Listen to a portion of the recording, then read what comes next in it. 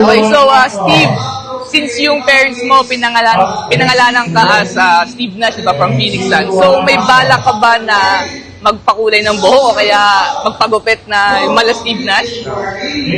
Kumbaga, hindi naman, wala naman ako balak na gano'n kasi nagkataon na talaga yung pandemic eh. Nung nag-pandemic, syempre walang pagupitan na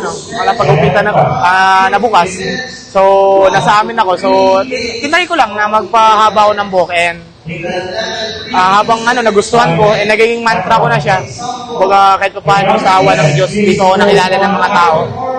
And so, tinutuloy-tuloy ko na. So, wala namang, baga, hindi naman pangit, hindi naman ako, comfy naman ako eh. Baga, sinasabi nila parang uncomfortable ako, pero comfy naman ako na ganito yung buhok. Ayun nga, dito ako nakilala ng tao, kaya tinatuloy ko na. Okay, so yung lolo mo, si Alfredo Enriquez, magaling siya magpatawa, di ba? So, meron ka bang like best lolo joke na naalala mo na galing sa kanya? Magaling magpatawa yung lolo ko, pero hindi ko na maalala yung mga jokes niya. Pero yung lolo ko is one of, like, siya yung nag-push sa akin. Baga yung mga baga mariremember ko lang kung ano yung mga sinasabi niya sa akin.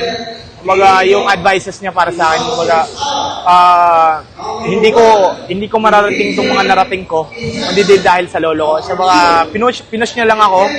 And lumaki din ako sa kanya eh.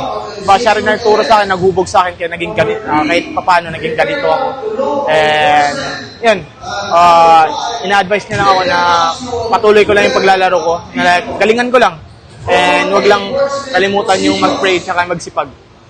Okay, so ito, yung lolo mo din kasi magaling din daw kumanta. Ikaw, on a scale of 1 to 10? Sobrang galing. So, yung lolo ko, hindi lang basketball player, parang singer din siya. So, siguro sa 10, galing kumanta yung lolo ko, lalo na yung mga panahon dati, di ba? Yung mga air supply, galing kumanta. Ikaw?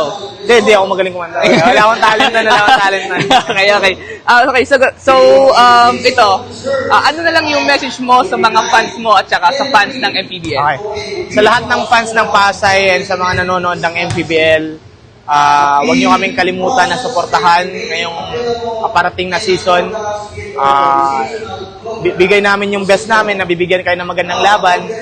And syempre, gagawin namin din na mapasaya kayo. And promise namin din na yung maglaro ng fair. And yun, mapasaya kayo. Yun lang. Maraming salamat.